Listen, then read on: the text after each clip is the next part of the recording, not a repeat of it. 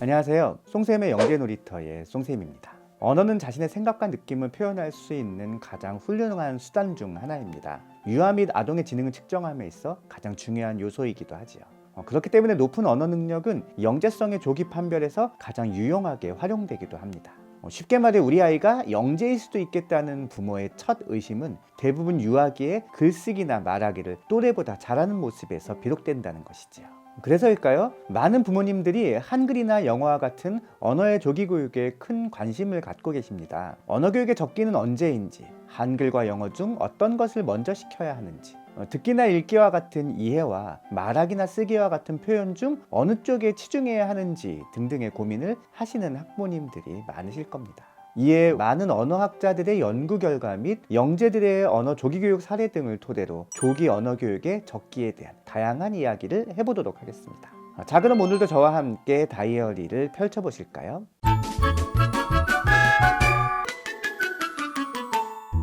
우선 언어 조기 교육에 대한 긍정과 부정 두 가지 시각에 대해 알아보겠습니다. 긍정 포인트는 조기 언어 교육이 학습의 양과 질을 빠르게 향상시킬 수 있다는 점입니다. 언어가 학습을 가능케 하는 가장 중요한 매개인 만큼 빨리 언어를 익혀야 빨리 학습을 시작할 수 있다는 것이지요. 언어 조기 교육은 영재들에게 특히 중요합니다. 영재들은 호기심이 높다 보니 질문이 많아 부모가 감당하기 어려운 수준까지 이르는 경우가 많은데요. 이들이 언어를 빨리 익히게 되면 책이나 다른 활자 매체를 통해 자신의 호기심을 스스로 해결할 수 있게 됩니다. 부모나 어른을 통하지 않고서도 스스로 호기심을 해소할 수 있게 되면서 부모도 짐을 덜 수 있을 뿐더러 아이의 사고도 비약적으로 발전할 수 있게 되지요. 반면에 조기 언어 교육이 오히려 아동의 정신적, 신체적 성장을 방해할 수 있다는 견해도 높습니다. 유아기의 인지발달 수준을 넘어선 자극이나 학습은 오히려 정서적인 불안, 주의 집중력 부족, 창의성 저해 등의 부작용을 낳을 수도 있다는 것이지요. 특히 영어와 한글을 동시에 학습하는 경우에는 이러한 과부하가 걸리기 쉽습니다.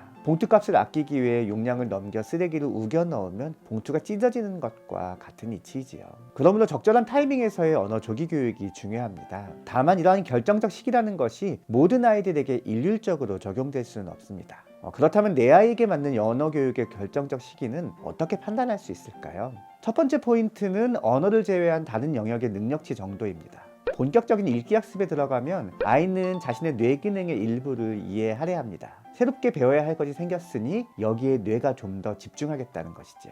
그런데 다른 능력과 달리 읽기를 위해 구축된 뇌의 프로세스는 다른 영역의 학습에 사용되지 못합니다.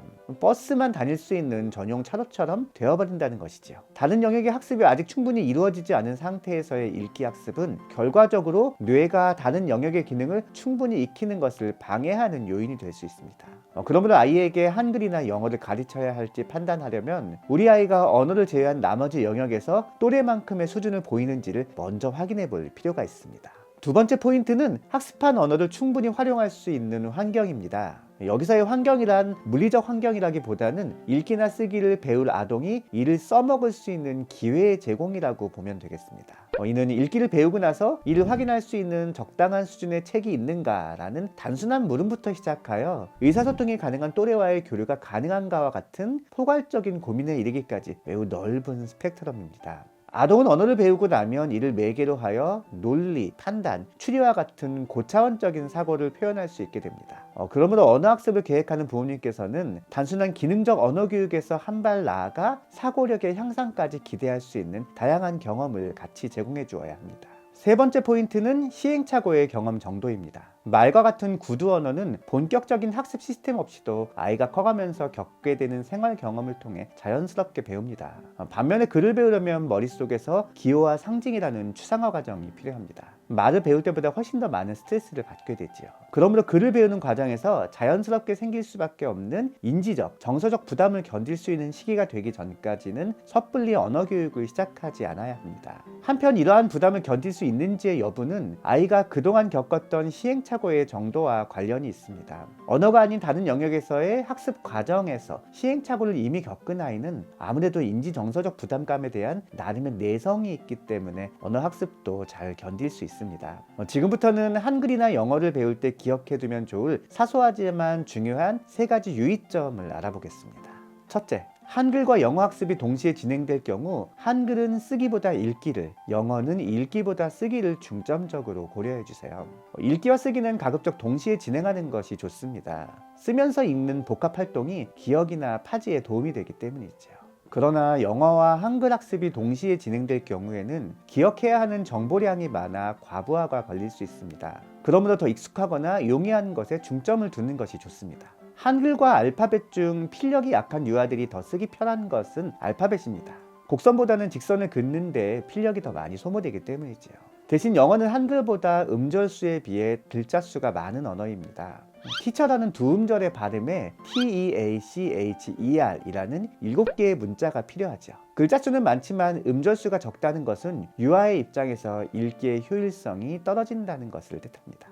둘째, 두 언어를 동시에 노출하는 것은 지양하는 것이 좋습니다. 아이가 자연스럽게 문자에 노출되도록 보통 알파벳, 한글, 숫자 등을 그림과 함께 표현한 대형 포스터들을 문에 붙이시곤 하는데요. 유아기 때는 이렇게 결이 다른 문자를 동시에 노출시키는 것이 오히려 각각의 인지를 방해할 수 있습니다.